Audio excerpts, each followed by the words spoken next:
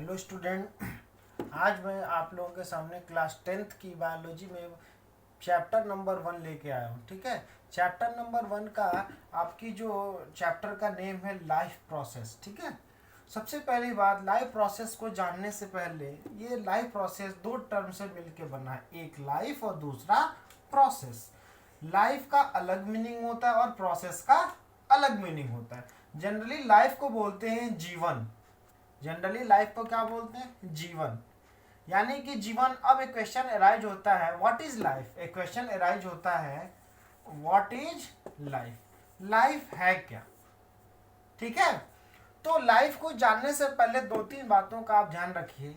इस अर्थ पे कोई भी चीज अगर है तो उसके पास अपनी एक कैरेक्टरिस्टिक प्रॉपर्टी है। यानी कि इस धरती पे अगर कोई भी चीज है उसके पास एक अपनी विशेषता है। जैसे सपोज डैट अगर इसको हम मार्कर कहेंगे तो इस मार्कर के पास भी अपनी एक कैरेक्टरिस्टिक प्रॉपर्टी है। वो क्या है कि मार्कर से हम राइट या मार्कर से हम लिख सकते हैं। सपोज डेट ये आपको बोर्ड दिख रहा है, व्हाइट बोर्ड दिख रहा है, इसके पास भी अपनी एक स्पेसिफिक प्रॉपर्टी है। क्या स्पेसिफिक प्रॉपर्टी है?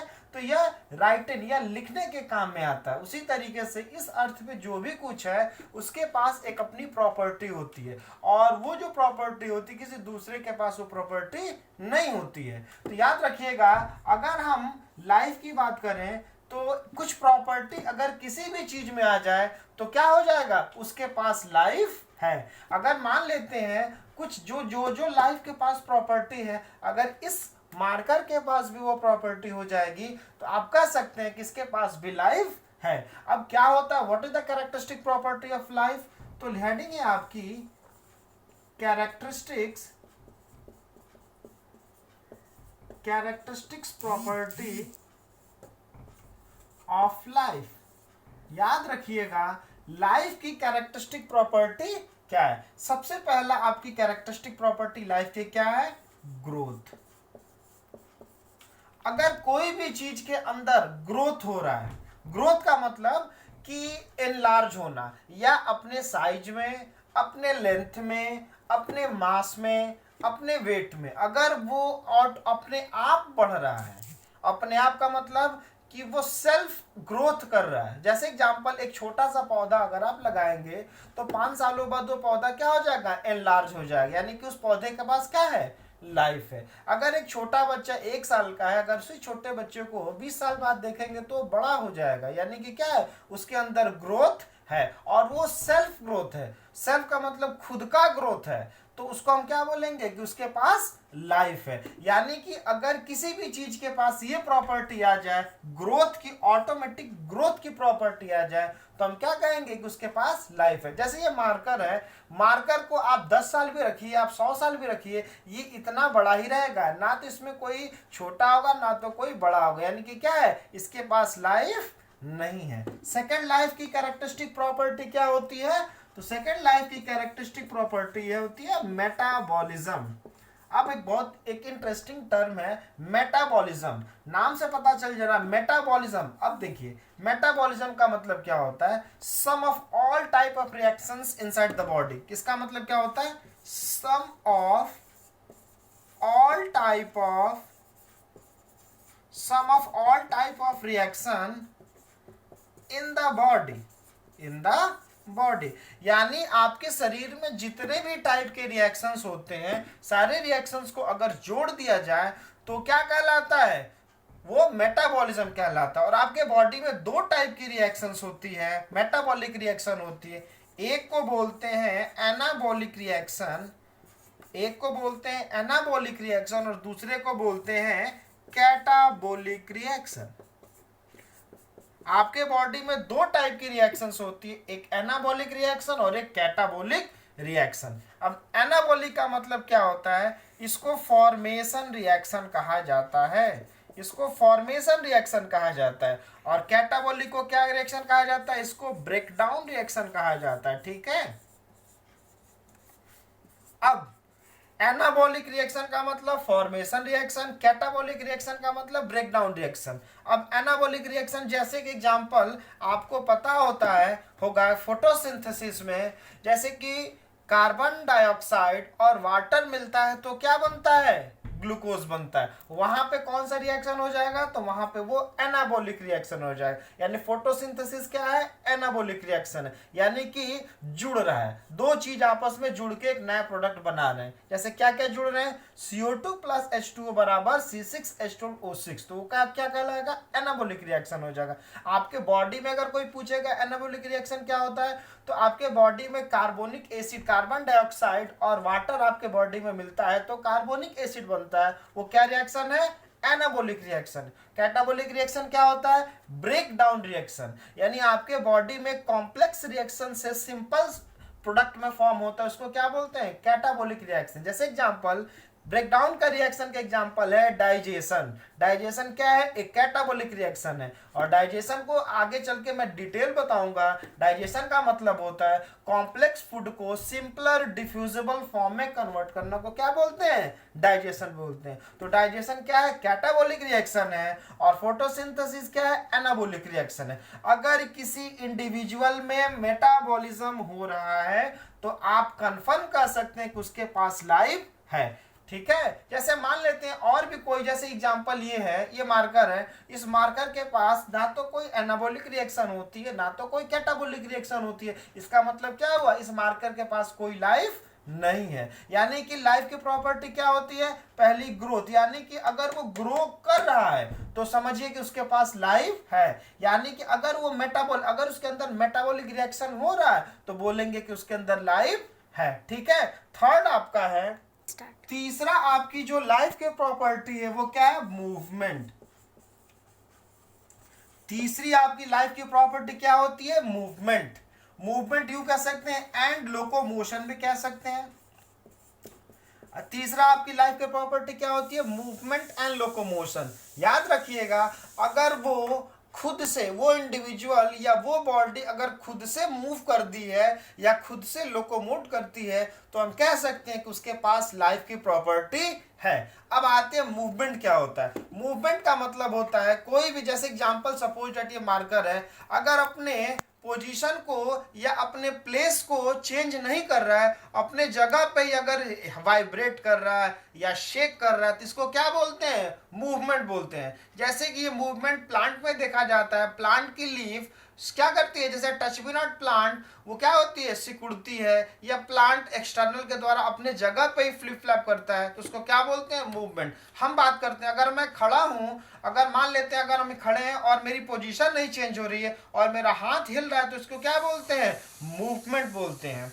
और इंटरनली, बाहर के फोर्स से नहीं हो, खुद के फोर्स से अगर वो मूव करता है उसको क्या बोलते हैं, मूवमेंट। और लोकोमोशन का मतलब क्या होता है, अगर कोई भी इंडिविजुअल अपने एक जगह से दूसरी जगह शिफ्ट हो जाता है उसको क्या बोलते हैं, लोकोमोशन। जैसे जैसे कोई एक इंडिविजुअल, जैसे आप ही हैं, एक जगह से दूसरी जगह चले गए तो उसको क्या बोलते हैं, लोकोमोशन बोलते हैं। और अगर खड़े खड़े आप हाथ को शेक करते हैं, आप पैर को हिलाते हैं, अगर आप प्लेस को चेंज नहीं करते हैं उसको क्या बोलते हैं, लोकोमोशन। अगर किसी इंडिविजुअल, किसी थिंग के पास मूवमेंट एंड लोकोमोशन की प्रॉपर्टी आ जाए तो किसकी प्रॉपर्टी होगी, लाइफ की प्रॉपर्टी होगी। और सेल्फ अपने आप को इंटरनल फोर्स के द्वारा मूव या लोकोमोट करे। जैसे एग्जांपल के तौर पे अगर आपको ये मार्कर है, या यूं बोलेंगे अगर मार्कर को हम एक्सटर्नल फोर्स अप्लाई कर रहा हूं तब जाके ये लोकोमोट या मूव करता है, तो ये इसके अंदर लिविंग नहीं है। अगर खुद ही अपने आप मूव कर जाए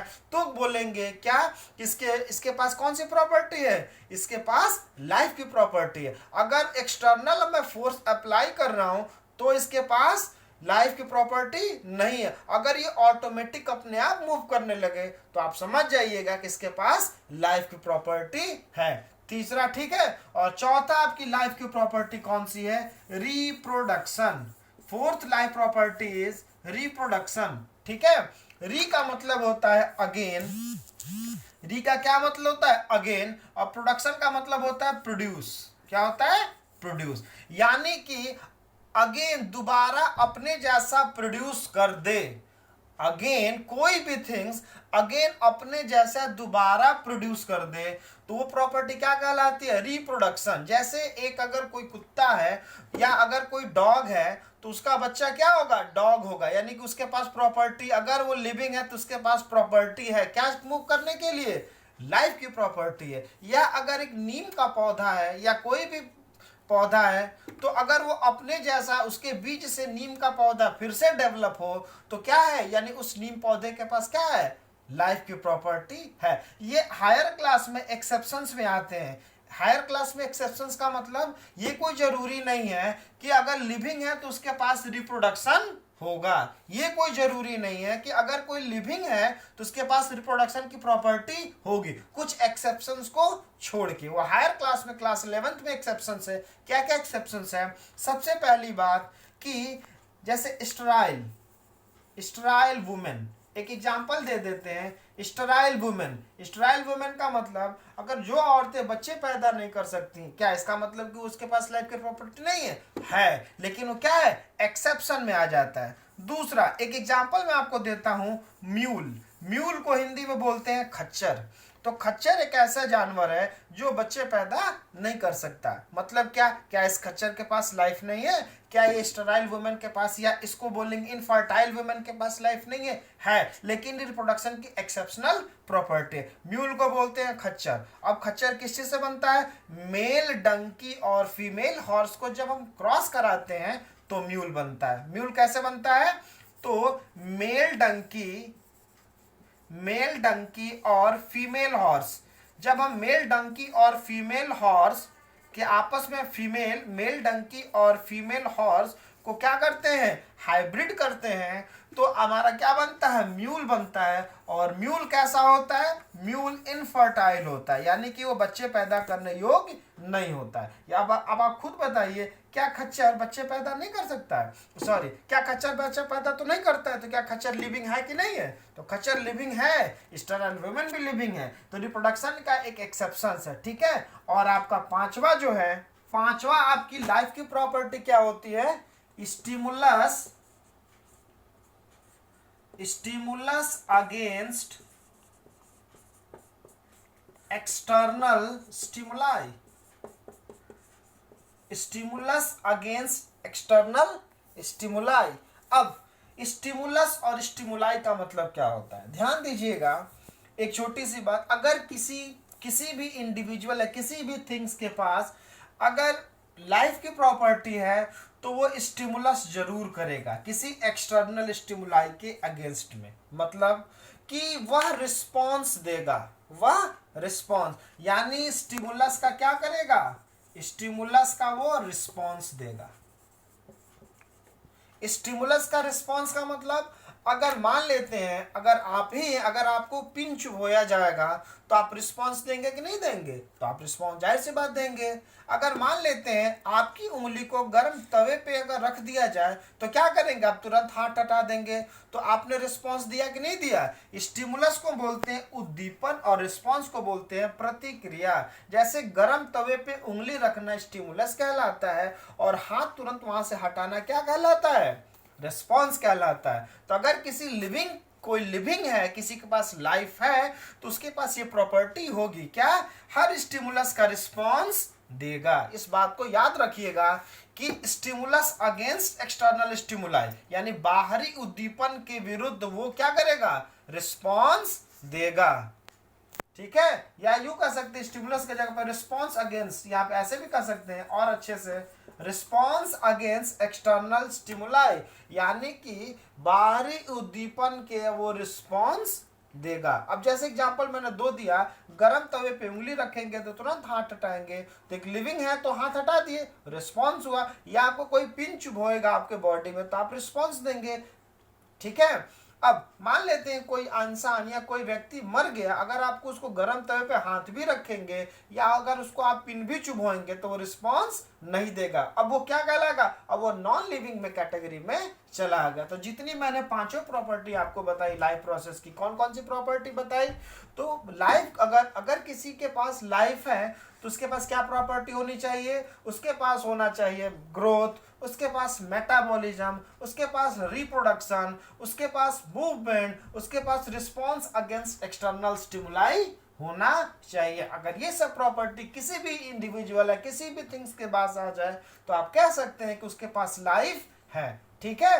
कि मैंने जैसा कि मैंने लाइफ के बारे में आपको बताया, लाइफ प्रोसेस यानी लाइफ के बारे में बता दिया, क्या क्या चीज अगर होगा तो उसके पास लाइफ है। और प्रोसेस का मतलब होता है प्रक्रिया, यानी इस जीवन को चलाने के लिए जो जो प्रक्रिया, जो जो चीजें जरूरी हो उसको लाइफ प्रोसेस कहते हैं। यानी इस जीवन को चलाने के लिए जो जो चीजों की रिक्वायरमेंट होगी उसको हम क्या बोलेंगे, लाइफ प्रोसेस। जैसे मान लेते हैं एग्जाम्पल के तौर पे रिप्रोडक्शन, एग्जाम्पल के तौर पे मूवमेंट, एग्जाम्पल के तौर पे आपको जो भी है लाइफ की कैरेक्टरिस्टिक प्रॉपर्टी, उसको चलाने के लिए जो जो चीजों की रिक्वायरमेंट होगी उसको लाइफ प्रोसेस कहते हैं। The requirement for enhancing the life is known as life process. अब लाइफ प्रोसेस के लिए क्या क्या रिक्वायरमेंट होनी चाहिए, लाइफ प्रोसेस के लिए सबसे पहले आपको क्या होना चाहिए, न्यूट्रिशन होना चाहिए। दूसरा आपको लाइफ प्रोसेस के लिए क्या होना चाहिए, दूसरा आपको लाइफ प्रोसेस के लिए रिप्रोडक्शन, ठीक है। और तीसरा आपको लाइफ प्रोसेस के लिए क्या होना चाहिए, रेस्पायरेशन, रेस्पायरेशन। चौथा आपको क्या होना चाहिए, ट्रांसपोर्टेशन, ट्रांसपोर्टेशन। और पांचवा आपको क्या चाहिए लाइफ प्रोसेस के लिए, एक्सक्रीशन। याद रखिएगा लाइफ प्रोसेस को चलाने के लिए न्यूट्रिशन, रिप्रोडक्शन, रेस्पायरेशन, ट्रांसपोर्टेशन और एक्सक्रीशन ये चाहिए। अगर ये चीजें होंगी तभी जाके लाइफ क्या होगी, सस्टेन करेगी, आगे बढ़ेगी। अगर इनमें से कहीं भी कोई डिस्टरबेंस हो जाएगा तो लाइफ आगे आपकी नहीं बढ़ेगी। तो सबसे पहले मैं आपको न्यूट्रिशन के बारे में बताऊंगा, रिप्रोडक्शन के लिए नेक्स्ट चैप्टर तो उसको भी बताएंगे, रेस्पायरेशन आपको एक वीडियो मैंने दिया था, ट्रांसपोर्टेशन भी बताएंगे आपको, transportation in plant, transportation in animal के बारे में बताएंगे, एक्सक्रीशन इन प्लांट भी बताएंगे, एक्सक्रीशन भी एनिमल बताएंगे। तो सबको हम डिटेल नेक्स्ट वीडियो जो हम बनाएंगे एक एक को हम सबको डिटेल आपको बताएंगे, ठीक है। ठीक है, तो ये जो पांचों पॉइंट है आपका न्यूट्रिशन, रिप्रोडक्शन, रेस्पायरेशन, ट्रांसपोर्टेशन और एक्सक्रीशन, एक एक को डिटेल बनाएंगे, ठीक है। हर वीडियो में एक एक टॉपिक को लेके पकड़ेंगे। अगर आपको ये वीडियो अच्छा लगे तो आप इसको लाइक कीजिए, कमेंट कीजिए और इस चैनल को सब्सक्राइब कीजिए। अगर जो भी इसमें अभी तक जितना मैंने पढ़ाया है, अगर आपको कहीं भी कोई डाउट है तो आप कमेंट में उसको लिख सकते हैं, हम उसको आप कमेंट के थ्रू या एक अलग से उसका वीडियो बनाकर आपको देंगे, ठीक है।